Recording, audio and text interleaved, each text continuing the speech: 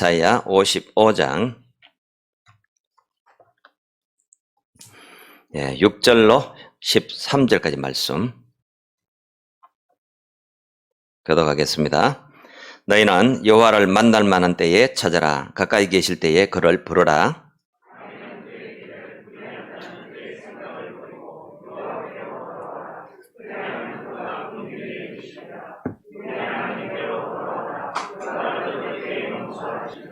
이는 내 생각이 너희의 생각과 다르며 내 길은 너희의 길과 다름이니라. 여호와의 말씀이니라.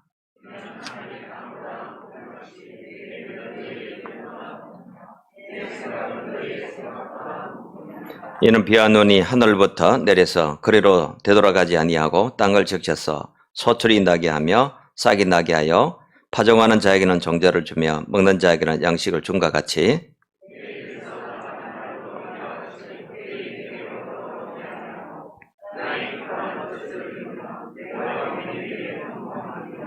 너희는 기쁨으로 나아가며 평안의 인도함을 받을 것이요 산들과 언덕들이 너희 앞에서 노래를 바라고 들의 모든 나무가 손뼉을 칠 것이며 잣나무는 가시나무를 대신하여 나며 화석류는 진리를 대신하여 날 것이라. 이것이 여호와의 기념이 되며 영영한 표징이 되어 끊어지지 아니하리라. 아멘. 우리 옆사람과 한번 인사 나누겠습니다. 오늘 또 예배 자리에 함께 나와서 하나님께 영광 돌리게 됨을 감사합니다. 한번 인사하겠습니다.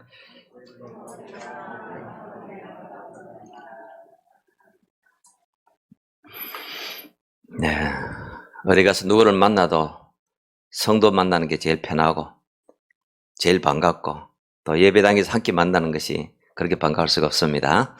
우리 모인 것을 오늘 또 하나님 은혜가 함께 하기를 바랍니다. 자, 영성가들은 이렇게 나눕니다. 하늘, 땅, 사람 이렇게 나누는데요. 하늘과 땅과 사람에게는 본성이 있다는 거예요. 하늘의 본성은 영광이고 땅의 본성은 평화이고 사람의 본성은 기쁨이라는 겁니다. 그래서 하나님은 하늘에 계셔서 영광을 받으시고 하나님이 다스리는 이 땅은 본래적으로 본질상으로 뭐가 되어야 됩니까? 평화가 되어야 된다는 거죠. 자, 그래서 우리 성탄의 메시지를 보면 하늘에는 영광, 땅에는 평화입니다. 그리고 그 가운데 사는 영광의 하나님과 평화로운 땅에 사는 그 인간은 본래적으로 뭘 해야 되냐? 기쁨의 사람이라는 거예요. 그게 본성입니다. 그래서 이사야에서 보면은 자, 사자굴에 독사굴에 아이가 손을 넣고 사자와 양과 이리야 전부 함께 어울려 살고 이런 아름다운 평화의 세상을 이야기를 합니다. 자, 그런데 하늘도 그대로입니다. 땅도 그대로인데 인간이 그 본성인 기쁨을 잃어버렸어요. 본성을 잃어버린 것은 인간밖에 없습니다. 그래서 오늘 또 인간의 마음에는 기쁨 대신에 다른 것이 들어와서 마음을 복잡하게 합니다. 근심되게 합니다. 염려되게 합니다. 불안하게 합니다. 두렵습니다. 이런 것들이 이 기쁨을 밀어내고 다 들어와서 자리를 차지하고 있다는 겁니다. 그래서 영성 생활은 뭐냐? 인간의 본성인 기쁨을 회복하는 거예요. 왜 그럴까요? 영의 생활은 영성인데 영성의 본질은 인간에게 하나님이 본래적으로 주신 기쁨을 회복하는 그것이기 때문입니다. 자, 우리가 마태복음에 보면은 예수님이 우리를 초청하신 그 말씀이 나오죠. 수고하고 무거운 짐진 자들아 다 내게로 오라. 내게로 오라. 그래서 내가 너희를 쉬게 하리라. 그래서 예수님이 초청을 했습니다. 초청의 대상이 누구였습니까? 수고한 또 무거운 짐, 이 짐을 지고 있는 사람들. 수고하고 무거운 짐을 진 사람을 다 초청했습니다. 초청 이유는 뭐죠? 안식하고 쉬고 회복하는 것입니다. 똑같은 내용의 말씀을 이사야서는 하고 있습니다. 그래서 이사야서는 1장부터 차례대로 66장까지 쫙 보면요. 계속 이게 나와요.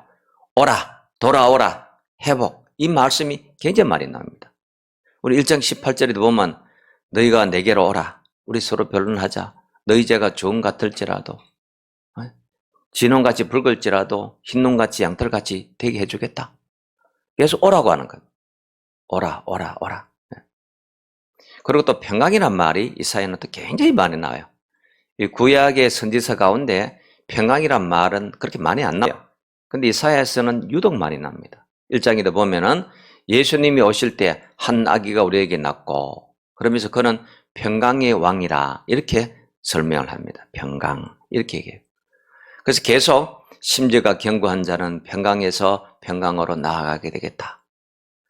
이 초청과 평강, 이것이 이사야의 양기둥과 같아요. 이렇게 많이 나오는데, 자, 오늘 1장에도 오늘 55장에도요. 6절에 보면은 너희는 여호와를 만날 만한 때 찾아라. 가까이 계실 때에 부르라. 이것도 초청입니다. 하나님께 나오고 하나님이 가까이 계시니 너희는 그를 만나서 너희가 평강을 회복하고 안식과 쉼을 얻어라. 이 말씀을 지금 하고 있는 겁니다. 예수님께서 비유를 많이 하시는데 비유 중에 혼인잔치 비유가 굉장히 많아요. 그래서 신학자들이요, 그 예수님이 어디를 많이 가시느냐 이렇게 배우니까 예수님이 먹고 마시는데 많이 가시더라 그러더라고요. 잔치집에 참 많이 가요. 혼인잔치 비유도 많이 하시는데, 자, 잔치집은 인간이 누릴 수 있는 최고의 기쁨의 환경입니다. 그보다 뭐 더 좋은 날이 그날 없거든요. 그래서 잔치는 기쁨이요, 결혼의 집은 가장 기쁨이 충만한 그런 집이기 때문에 예수님이 그리로 많이 초청을 하고 그 비유를 많이 말씀을 드렸어요. 근데 이런 얘기가 나옵니다. 청함받은 자는 많되 택함을 입은 자는 적으니라. 참 슬픈 말입니다. 그렇게 많은 사람이 다 오라고 요청을 받았어요. 그런데 그 중에 택함 받은 자는 적다. 그런 겁니다.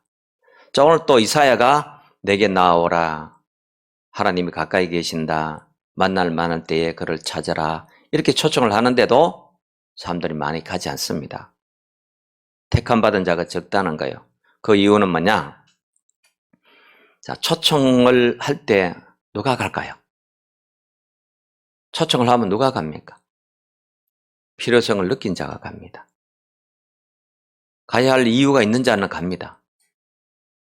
그래서 청함을 받았을 때에, 초청을 받았을 때에 가는 자는 누구냐? 제일 먼저는 필요성을 느끼는 자입니다. 자, 우리가 하나님의 초청을 받았을 때에 우리는 무엇을 제일 필요로 느끼고 있을까요? 내 부족과 내 연약함, 내 부족함, 내 연약함을 깨달은 자는 하나님의 초청에 응합니다. 갑니다. 그래서 하나님이 오라고 할 때에 누가 하나님께로 가느냐? 부족함을 깨달은 자가 가는 거예요. 부족함을 깨달은 자는 필요가 뭔지 압니다. 그리고 그 필요를 누가 채워주실지를 아는 거예요. 그래서 하나님께로 가는 겁니다. 앞에 1절을 한번 볼까요? 55장 1절을 한번 볼까요? 1절 함께 읽어보겠습니다. 오라, 너희 모든 목마른 자들아 물로 나오라.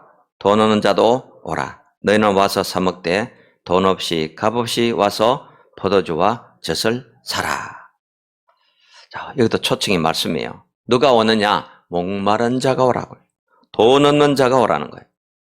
와서 사 먹되 값 없이 사 먹으라 그래요. 공짜인데 뭐라고 하는 거예요? 돈 없이 값 없이 먹으라는 거예요. 이 표현은 성서적인 표현 외에는 달리 해석이 잘 안 되는 표현이에요. 공짜인데 뭐 돈 없이 값 없이 사라 그래요. 산다는 것은 돈을 주고 값을 주고 그래야 거래가 되는 건데, 공짜로 주면서도 사라는 거예요. 돈 없이 사고 값 없이 사라. 이런 표현이 나온 것은 억만금을 주고 살 만큼 가치 있는 것인데 그냥 준다는 뜻이에요. 굉장한 가치가 있는 건데 사야 할 것을 그냥 준다는 거예요. 누구에게요? 목마른 자, 돈 없는 자라는 거예요. 이렇게 목마른 자는 삶의 심령에 고달프고 괴롭고 힘들고 어려움을 겪고 있는 자입니다. 갈증을 느끼고 있는 자예요. 이런 자는 오고, 돈 때문에 고생하는 자도 오고, 돈 문제는 세상 문제입니다. 우리가 살아가는 모든 문제는 사실은 돈 문제예요. Money opens all dark 하는 말이 있거든요. 돈은 모든 문을 연다. 영어 격언에. 그래서 세상 문제는 참 돈 문제가 사실은. 뭐 무슨 관계가 뭐니 아무리 그래도요, 결국은 그 속에 돈이거든요. 여기 아파트 지는데 앞에 가보면요, 기존 아파트 앞에 새 아파트 지으면 기존 아파트에서 공해 때문에 못 살겠다, 소음 때문에 못 살겠다 그래요. 근데 돈 주면 소음도 없고 공기도 없어져요. 예. 자, 어떤 문제든지 목마른 문제든지 세상의 어려운 문제든지 너희는 와서 돈 없이 값 없이 살아, 이렇게 하나님께 우리를 초청하고 있습니다. 자, 이런 초청의 말씀에 우리가 별로 아멘 안 나죠. 예. 이 사실은 굉장한 말씀인데, 엄청난 말씀인데, 우리는 다른 더 내가 간지러운 것을 긁어주는 그런 말씀이 되면 아멘이 절로 나오지만은, 이런 말씀 속에서는 좀 공감이 한참 있다 옵니다. 자, 여기 보세요. 구약 잠언에서 가장 많이 강조하는 것은 지혜입니다. 지혜, 지식, 명철, 총명 이런 것을 말씀하는데요. 이사야는 그러면 누가 지혜로운 자냐? 누가 총명한 자냐? 어떤 자가 지혜를 그대로 활용하고 사느냐? 이것을 말씀하고 있어요. 자, 내 실력과 내 지혜로 해결할 수 없는 많은 문제가 내게 있다는 것. 그래서 내 부족을 정직하게 헤아리고 있는 자가 지혜로운 자입니다. 내 약함을 정확하게 알고 있는 자가, 내 못난 부분이 뭔지를 정확하게 알고 있는 자가 누구냐? 지혜로운 자입니다. 그래서 내 부족한 부분, 못난 부분을 내 스스로 해결할 수 없고 내 지혜로 해결할 수 없다는 걸 알고 해결해 주실 수 있는 분을 찾아가는 것이, 이것이 신앙인 겁니다. 그래서 신앙을 올바로 찾아가는 자가예요, 지혜로운 자입니다. 그리고 그분에게 가서 내 부족함과 약함을 채워주시는 그 하나님의 은혜로 내 삶을 채우는 것, 이것이 은총입니다. 내가 어디가 약하고 부족하다는 걸 먼저 정직하게 정확하게 알고 그러면은 하나님의 부르심에 순응합니다. 이것이 바로 믿음의 길이고 은총의 길인 겁니다. 이사야는 바로 그 얘기를 지금 쭉 이렇게 하고 있습니다. 여러분, 전능자의 그늘 아래에 사는 것만큼 복된 것이 없고요. 신앙은 뭐냐? 그 전능하신 분의 그 그늘 아래에서 내가 안전하다는 것, 안심할 수 있다는 것, 그리고 평강하다는 것을 누리며 사는 것입니다. 이게 신앙 생활인 거죠. 자, 예수님은 이런 말씀을 하시죠. 믿는 자에게는 무슨 일이 없느니라? 능치 못할 일이 없느니라 그래요. 자, 이 산들어 저 산 바다에 빠뜨리라 해도 빠질 거고 무슨 일을 만나든지 감당 못할 일이 없다고 했는데, 그럼 팔공산에 가서 저 간포 바다에 빠져라 해도 됩니까? 그런 말씀하는 것이 아니고 산과 같은 문제라도, 바다 같은 문제라도 어디에서 해결할 수 있다? 너희의 믿음 안에서, 예수 그리스도 안에서 할 수 있다는 겁니다. 자, 오늘 말씀을 보면요, 이렇죠. 가까이 계시고 만날 만한 때에 만나고, 이 말씀을 하시는데, 근데 실제로 우리 일상생활에서는 이래요. 자, 하나님이 어떤 데는 되게 가까이 계세요. 섬세하게 내 문제를 해결해 줍니다. 언제 들어주시는지 하나님이 다 알아서 해결해 주셔가지고 걱정할 게 하나도 없습니다. 다 세밀하게 해결해 주시는데, 어떤 때는 도무지 계시는지 안 계시는지, 가까이 계신다고 했는데 보이지도 않는 하나님이신데 느낄 수도 없고, 가까이 계신다는 것을 깨달을 수도 없고 체험도 안 되어집니다. 왜 하나님이 어떤 때는 가까이 계시고 어떤 때는 멀리 계실까요? 어떤 때는 하나님이 정말 세밀한데 어떤 때는 왜 그렇게 무관심할까요? 자, 이것은 답은 이렇습니다. 우리가 어떤 문제에 놓이면요, 현실에 반응하기 때문입니다. 현실에 반응하느냐, 보이지 아니하시는 하나님의 일하심에 반응하느냐, 여기 따라서 현실에 반응할 때는 하나님이 안 보입니다. 가까이 계시는지 못 느낍니다. 그러나 보이지 않는 가운데도 일하시는 그 하나님에 반응하면은 하나님이 가까이 계시고 내 삶에 아주 세밀하게 간섭하시는 것을 깨달을 수가 있습니다. 근데 우리는 문제가 일어나고 어떤 어려움에 직면하면은 당장 뭐부터 개선해요?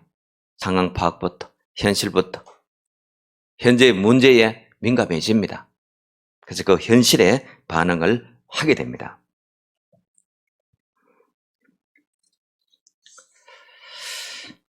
자, 성경을 볼까요? 네.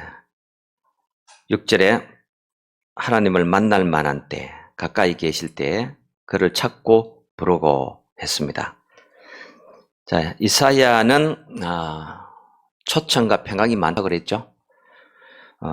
26장 3절에 보면요, 심지어가 경건자를 평강하고 평강하도록 지키신다. 또 12절에 보면은 여호와여 주께서 우리를 위하여 평강을 베푸시오리니 이는 그가 주를 신뢰함이니이다. 주님은 그 나오는 자에게 계속 주시고자 하는 게 평강이에요. 또 48장에 보면은 네가 나의 명령에 주의하였더라면 내 평강이 강과 같았겠고 내 공의가 바다 물결 같았을 것이며 이렇게 말해요. 우리 복음성가 가운데 이렇게 말하죠. 노래하죠. 내게 강 같은 평화죠. 손뼉치면서 얼마나 우리 그 노래 신나게 부릅니까? 근데 평강이 손바닥밖에 안 와. 마음에까지는 안 와가지고요. 손바닥에는 평강이 있는데 심령에는 없어요. 오늘 여기 보면은 너희가 나의 말에 주의하였더라면 강 같은 평강이 너희에게 넘쳐서리라. 뭐예요? 하나님 말씀에 하나님의 일하심에 반응했더라면 이 말입니다. 자, 우리는 기도해야 된다는데요. 기도라는 게 굉장히 쉬운 건데도 기도만큼 어려운 게 없어요. 그리스도인들에게 물어보면은 기도해야 된다는 건 다 공감을 해요. 근데 기도는 하지 않습니다, 별로. 왜 기도를 못하게 될까요? 자, 이렇습니다. 우리가 하나님의 말씀을 자꾸 읽으면은 말씀 안에서 하나님의 수도 없이 하시는 약속을 보게 됩니다. 하나님의 약속, 하나님의 은총, 하나님의 말씀에 어떻게 했을 때 너희가 어떻게 되리라는. 그래서 하나님의 말씀을 읽으면은 은혜에 민감해져요. 약속에 반응할 마음이 섬세해집니다. 그리고 그 약속이 있기 때문에 자연스럽게 그 약속을 내 것으로 그 은혜를 내 삶에 그대로 이루기 위해서 엎드려 기도하는 거예요. 그래서 말씀을 잘 읽지 않으면은 기도도 멀어지는 거예요. 근데 기도하기가 제일 쉬울 때가 언제냐면 고난이 올 때입니다. 고난이 오면 기도만큼 쉬운 게 없어요. 저절로 기도해요. 말씀에 반응해서 하는 기도와 고난이 왔을 때 하는 기도는 다른 겁니다. 그래서 우리가 말씀 생활을 가까이 하면은 기도 생활도 자연스러워지는 거예요. 그래서 우리 초대교회 사도들을 보면은 말씀과 기도에 전무하리라, 전념하리라 그렇게 얘기를 하죠. 그래서 여러분이 성경을 부지런히 좀 읽으셔야 됩니다. 그리고 우리 내년 이때를 위해서 지금 성경 필사를 시작했죠. 자, 성경을 한번 써보십시오. 읽을 때와 쓸 때는 또 달라요. 성경을 써보면 한자 한자가 여기 이런 말씀이 있었구나, 이런 은혜가 담겨 있었구나 씀으로써 알아지고 깨달아지고 내것되는 게 많습니다. 그래서 지금부터 한번 써보십시오. 나는 막 글을 워낙 못 써서 악필이라서 악필 속에 은혜가 더 많습니다. 써보십시오. 그래서 내년에 우리 성경 한 권씩 다 내가 쓴 내 성경을 들고 그렇게 우리 또 한번 예배 드릴 수 있기를 바랍니다. 그래서 말씀 생활 잘하시면은 뭐도 잘할 수 있다? 기도 생활도 자연스럽게 따라온다. 그 말씀입니다. 자, 그러면은 하나님을 만날 만한 때라는 것은 특별한 때가 아니고 일상에서 늘 만나고 하나님이 가까이 계시는 때도 특별한 때가 아니고 내 주변에서 일하시는 하나님을 늘 보기 때문에 언제나가 하나님을 가까이 하는 때가 됩니다. 7절 볼까요? 7절 같이 보겠습니다. 악인은 그의 길을, 불의한 자는 그의 생각을 버리고 여호와께로 돌아오라. 그래야하면 그가 긍휼히 여기시리라. 우리 하나님께로 돌아오라. 그가 너그럽게 용서하시리라. 시편 50편 15절에 보면 환난 날에 나를 부르라. 내가 너를 건지리니 네가 나를 영화롭게 하리로다. 우리가 하나님을 부르고 하나님께 나와왔는데 성경은 이렇게 말해요. 네가 나를 영화롭게 했다. 네가 나 여호와를 영화롭게 했다. 그래서 내가 하나님께 갔는데, 잘못해서 갔는데, 환난 때문에 갔는데, 그때 하나님이 영광을 받으신다는 겁니다. 자, 오늘 7절에 보니까 긍휼히 여기시리라 너그럽게 용서하시리라 그랬습니다. 제가 수요 예배 때 잠시 말씀을 드린 적이 있는데요. 제가 신년 기도회 가서 기도하면서 만났던 집사님이 한 분 계세요. 그리고 집사님, 목사님은 은혜 중에 가장 큰 은혜가 뭡니까? 그런 질문을 했어요. 그래서 제가 나름대로 얘기하고 이번에 제가 물었죠. 집사님은 그래 어떤 은혜가 제일 큽니까? 그래 이번에 조용하더라고요. 그냥 눈물이 걸성걸성 울려고 그래요. 그러면서 하시는 말씀이 은혜 받은 용서가 제일 큽니다. 은혜 받은 용서가 제일 큽니다. 그러더라고요. 그래서 그분이 어떻게 살았는지, 과거에 뭘 했는지, 무슨 짓을 했는지 알 수는 없지만은 또 알 이유도 없지만은 그 한마디 속에 자기의 모든 삶이 다 들어있는 것 같고 그 모든 것을 다 용서받은 그 기쁨이 그 사람 속에 함축되어 있는 그것을 느낄 수 있더라고요. 용서받은 은혜가 제일 크다는 거예요. 그래요. 어떤 은혜보다도 내가 용서받았다는 은혜 이보다 큰 게 없습니다. 우리가 어릴 때 그런 경험들 있잖아요. 부모가 잘못해놓고 벌 받기 직전이 제일 두렵잖아요. 그런데 용서해주고 저녁 먹자 맛있는 거 주거라 하면 그때 얼마나 평강이 회복됩니까? 기쁨이 회복돼요. 자, 오늘 우리가 여기 보니까 나오라 나오라 했는데 목마른 자도 오고 돈 없는 자도 오고 악인도 불의한 자도 다 오라고 했어요. 오면은 긍휼히 여기리라 용서하리라는 거예요. 그래서 우리 기도 제목이 수만 가지가 있겠지만요.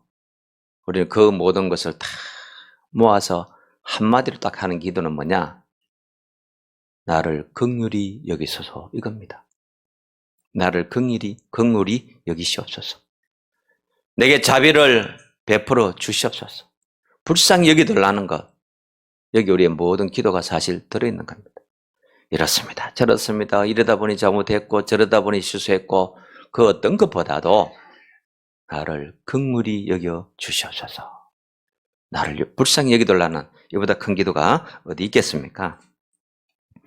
하나님은 악인도 그 길을 버리고 불의한 자도 그 생각을 버리고 하나님께 집중해서 돌아오면은 너희를 긍휼히 여기겠다. 용서하겠다는 겁니다.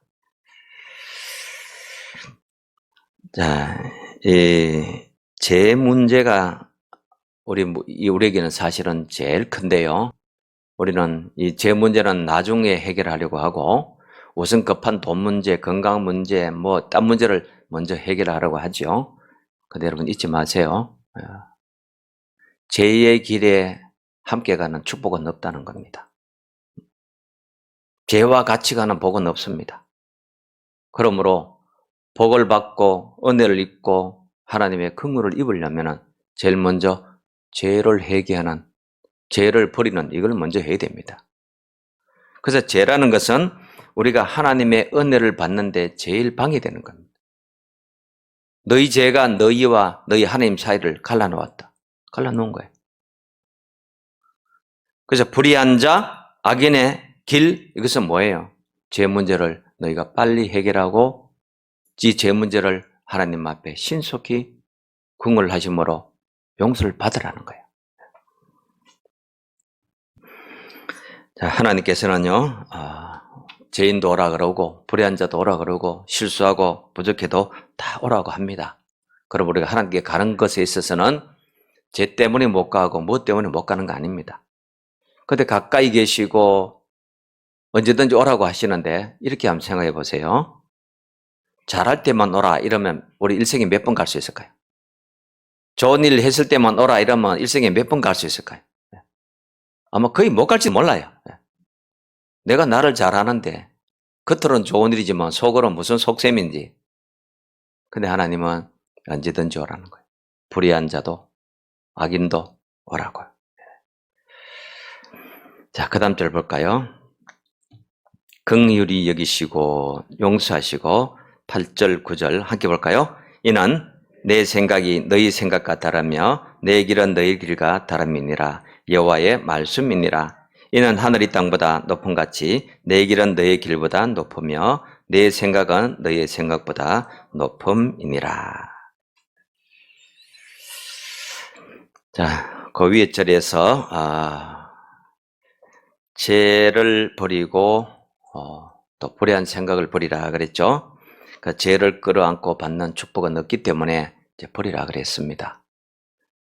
자, 그런데 우리의 생각, 하나님의 생각, 높낮이를 그 다음 절에서 이렇게 하고 있습니다. 자, 우리의 생각은 늘 이래요. 내가 처해 있는 현실에 반응하고 그것을 분석하는 게 내 생각입니다. 내가 지금 처해 있는 여기를, 이 상황을, 이 문제를 꼴똘히 생각하고 여기 대해서 분석하고 있는 그게 내 생각입니다. 그래서 더 높이 더 멀리는 우리는 잘 못 보고 있습니다. 뭐 때문에요? 우리는 늘 현실에 반응하기 때문입니다. 하나님의 일하심에 반응하기보다는 현실에 반응을 잘하기 때문에 현실에 대한 생각이 아주 탁월해요. 그게 분석을 잘 해놓고 있습니다. 자, 이 배경은 어떤 배경이냐면은, 자, 이사야는 계속 이스라엘 백성들에게 약속을 했습니다. 예레미야 선지자는 너희가 포로로 끌려가서 몇 년이 돌아오리라. 너희가 고난을 겪고 그 후에 너희가 하나님이 너희를 돌아오게 하시리라. 그런 말씀을 계속 했거든요. 근데 이사야는 자, 어디 있든지 너희가 하나님께 나오고 가까이 하고 또 너희가 너희 하나님 여호와를 의지하고 그 하나님께 힘을 얻어서 평강하라고 이걸 계속 이렇게 얘기한 거예요. 근데 바벨론에 끌려간 이스라엘 백성들은요 이랬습니다. 이사야가 아무리 좋은 말을 하고 우리를 위로해도 내 백성을 위로하라 위로하라 평강에서 평강으로 너희가 나아가리라 아무리 말해도 그들이 처해 있는 현실에 대한 반응은 이 바벨론이란 나라는 워낙 막강하고 워낙 큰 나라이기 때문에 이 나라가 무너질 리가 없다. 이렇게 나라가 크고 이렇게 나라의 힘이 강한데 경제적으로 큰 이익이 되는 노예들을 포로들을 돌려보낼 리가 없다. 이사야가 100번 1000번 말해도 우리는 돌아가지 못할 거다. 우리가 함께 돌아가서 우리 고향에 가서 예루살렘에 가서 성벽을 재건하고 하나님께 예배드린 날은 오지 않을 거다. 이게 그들의 생각이었던 겁니다. 실제로 그래서 너희가 70년 만에 돌아오리라 하는 이 말씀을요 아무리 예언을 해도 현실에 처해 있는 이스라엘 백성들은 믿지 않았던 겁니다. 이 바벨론이 어떤 나라인데 대제국 아수르를 물어떠니고 일어선 나라, 이런 나라가 망할 리도 없고 이런 큰 나라가 그 작은 이스라엘 조그마한 나라 생각해 줄 리도 없고 우리 같은 노예들을 생각해 줄 리도 없다. 그러니 선자의 말은 그냥 위로의 말이고 현실성이 떨어지는 말이고 우린 여기서 우리 생각대로 살면 된다. 그랬던 겁니다. 그래서 이사야가 이 말을 하는 거예요. 너희 생각과 하나님의 생각은 다르고 너희가 하나님의 길은 다르다는 거예요. 실제로는 어떻게 되었습니까? 그 바벨론이나 거대한 나라를 바사, 페르시아가 일어나가지고 물리친 겁니다. 한순간에 무너진 겁니다. 그리고 그 고레스라는 왕이 이스라엘 백성들에게 너희는 너희 땅으로 돌아가서 너희 하나님을 섬기고 너희의 성전을 건축하고 돌아가서 살아라고 다 돌려보내버립니다. 이런 일이 일어나리라고는 그들은 꿈에도 생각을 못했던 거예요. 그래서 우리 생각에는 이러한데 하나님이 이렇게 말씀하시니 될 리가 없다고 그리고 뭘 했다는가요? 불신했다는 거예요. 믿지 않았습니다. 평강을 기다리지도 않았던 겁니다. 근데 이사야는 너희 길과 하나님의 길은 다르고 너희 생각과 하나님의 생각은 다르다. 하늘이 땅보다 높은 같이 하나님은 너희보다 높은 데 계시고 너희 생각은 이러하지만 하나님은 너희를 이렇게 하실 거다. 그것을 예언했던 겁니다. 오늘날 우리 문제도 마찬가지입니다. 내 계획에 내 계산에 매이지 말고요. 하나님의 일하심과 하나님의 섭리에 맡겨드릴 줄 알아야 됩니다. 그래서 히브리서는 뭐라고 합니까? 믿음은 바라는 것들에 실상입니다. 바라는 것도 미래적인 것. 또 보지 못하는 것에 뭐라고요? 증거라고 했어요. 보이지 않아도 미래에 있어도 그것이 실상이 되고 증거가 된다는 거예요. 그래서 신앙자란 누구냐? 현실에 반응하는 자가 아니고 하나님의 일하심에 반응하는 자입니다. 그 자가 믿음을 가지고 있는 자입니다.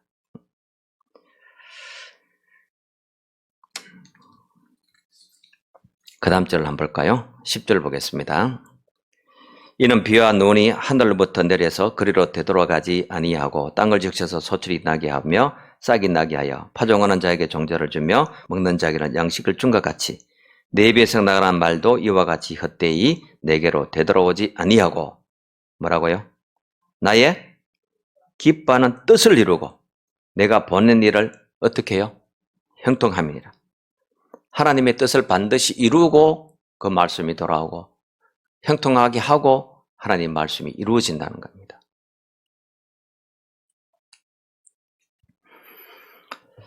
자, 하나님은 우리보다 다른 차원에 계십니다. 우리 IQ는 아무리 좋아도 150입니다. 얼마 전에 163에 한국 사람이 세계 최고의 IQ를 갖고 있다고 기사가 난 걸 봤는데 163대면 뭘 생각하고 살게 궁금하더라고요. 예. 자, 근데 하나님은 몇이실까요?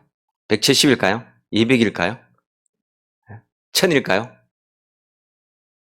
하나님은 우리하고 차원이 다릅니다.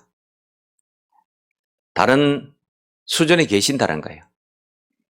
근데 우리의 그 150도 안 되는 그 무리 가지고 하나님을 자꾸 헤아리려고 하니까 그 하나님의 길을, 하나님의 뜻을 우리가 알 수가 없죠.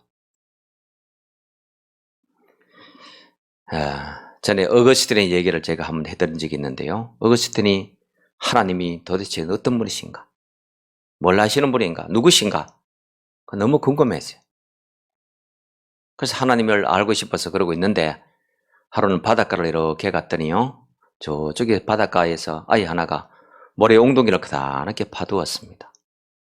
그리고 바가지 하나를 들고 바다에 쫓아가서 물을 퍼가지고는 그 웅덩이 벗고 또 쫓아가서는 물을 퍼서 웅덩이 벗고 이런 거예요. 그래서 여기서는 가까이 다가가 보니 이 아이 하나가 물 퍼서 벗고 물 퍼서 벗고 이러거든요. 얘 너 뭐하니? 그러니까요. 이렇게 말합니다. 바닷물이 몇 바퀴나 되는지 헤아리고 있습니다. 그래 하도 어이가 없어서 얘야 이 모래 웅덩이도 시원찮고 바가지도 시원찮은데 네가 어떻게 이 많은 바닷물을 몇 바가지가 되는지 헤아릴 수가 있겠냐? 그랬더니요. 아이가 이렇게 말하고 사라집니다. 당신의 그 작은 머리 가지고 어떻게 무한대에 계신 하나님을 알려고 합니까? 신학을 깊이 해보면요. 하나님의 존재 증명은 할 수 없다는 게 답입니다. 하나님은 알 수 없다는 것이 그것이 우리가 아는 거예요. 알 수 없다는 것을 아는 것이 우리의 지식이라는 거예요. 얼마나 높은 수준에 얼마나 높은 데 계시는지 얼마나 먼 길을 내다보고 계시는지요. 근데 우리는 자꾸 여기 매여서 현실에 반응하다 보니 하나님의 일하심과 뜻하심과 그분이 우리 삶에 이끄시는 여기에 대해서 우리가 뭐로 힘들고 어렵게 목마르게 돈 없이 갈증 나고 불의하게 이렇게 살고 있는 겁니다. 여러분 우리가 신앙생활을 한다는 건 다른 게 아닙니다. 이 우리가 당하고 있는 모든 문제를 뛰어넘을 극복할 힘을 하나님께로부터 얻는다는 것이 이것이 신앙이에요. 내 힘으로 해결할 수 없는 것을 하나님의 능력과 힘과 지혜로 해결하는 것이 우리의 신앙생활이고 우리가 그분을 믿는 거 이겁니다. 아무 일도 없으면요. 무사하고 태평하면은 때로는 신앙이 필요 없을 수도 있어요. 그러나 하나님을 믿는다는 것은 만 가지 문제가 있기 때문에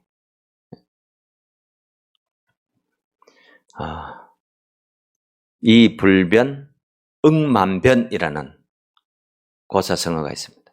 이 불변 응만변 변하지 않는 한 가지를 붙들어서 변하는 만 가지를 해결한다는 뜻입니다.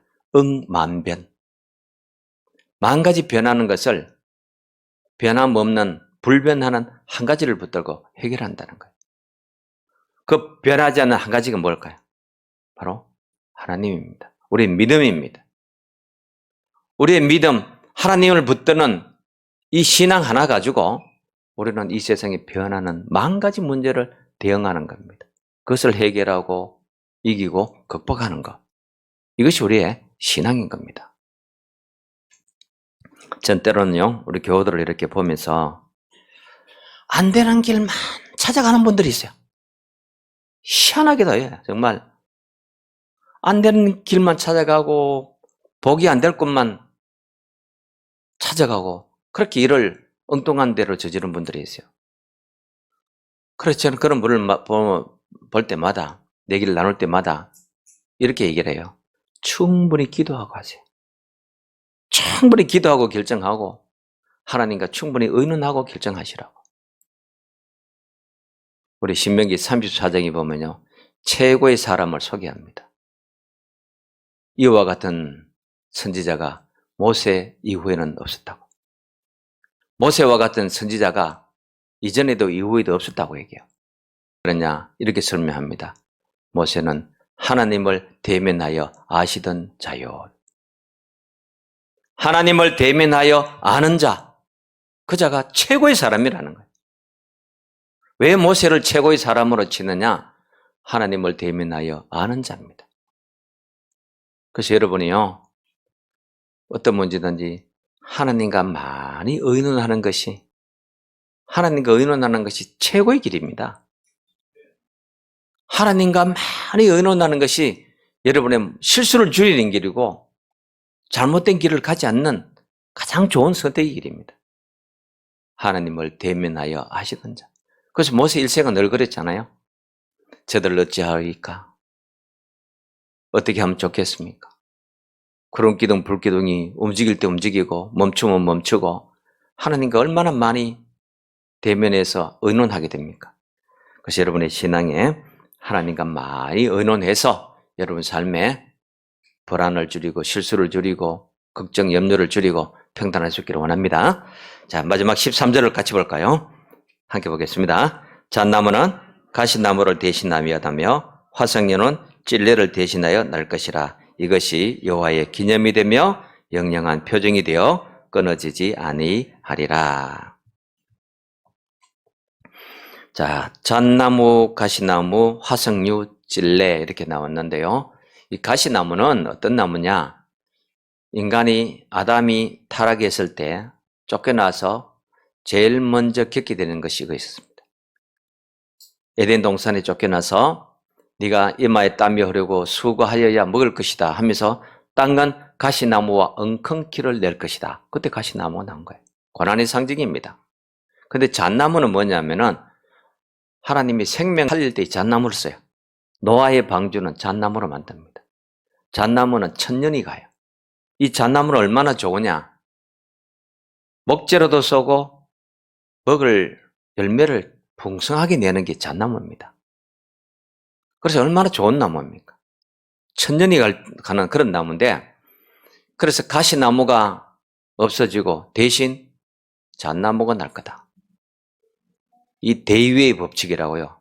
서로 바뀌는 겁니다. 나쁜 것이 없어지고 좋은 것이 들어오는 거예요. 하나님이 병을 고치실 때 똑같은 말씀을 해요. 여호와 라파, 나는 너희를 치료하는 여호와라 할 때요, 그 치료하단 말은 바로 대위입니다. 대위. 병든 것이 건강한 것으로, 약한 것이 강한 것으로, 나쁜 것이 좋은 것으로 이렇게 바뀌는 것, 이게 고치신다는 거예요. 그 하나님의 말씀이 여기서는 대체하겠다. 대신하여 날 거고, 대신하여 날 거고.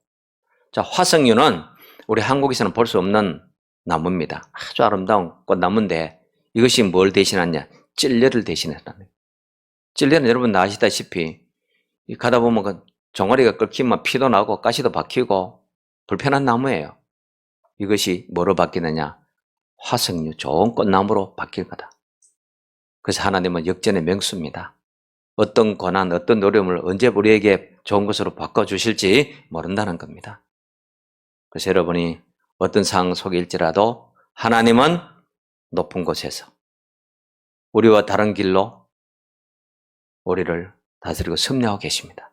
그래서 길을 내시는 이 하나님을 전적 의뢰하고 여러분이 평강에서 평강으로 나아가고, 그리고 언제든지 가까이 계실 때에 만날 때에 나와서 만나서 하나님과 의논하라는, 이 하나님과 충분히 의논하고, 그래서 여러분의 모든 삶이 승리하는 삶이 되고 평강의 삶이 되기를 축원합니다. 아버지 하나님, 오늘도 거룩한 주일 저들 주님 앞에 나와서 예배드립니다. 마스크를 끼고 불편한 가운데도 찬송하고 기도하고 말씀 듣고 하나님께 영광을 올려드립니다. 이들을 기억하시고 하나님 평강의 길을 내주시옵고 은혜의 길을 열어주시옵고 고단하고 목마르고 힘든 모든 상황 가운데서 주님 형통케 해주셔서 주의 백성들을 축복하여 주옵소서. 심령에는 평강이 있게 하시고 발걸음이 형통이 있도록 삶의 모든 환경을 다스려 주시고 우리의 길을 내시는 그 하나님 한 분을 붙들고 만 가지 문제를 해결하고 나가는 저들 되게 하여 주옵소서. 가정에서 영상으로 예배를 드리는 우리 주의 모든 성도들에게도 함께 해주시옵고 주님 한 분만이 우리의 만 가지 문제의 답이 되는 그 믿음으로 굳게 서게 하여 주옵소서. 예수님 이름으로 기도드립니다. 아멘.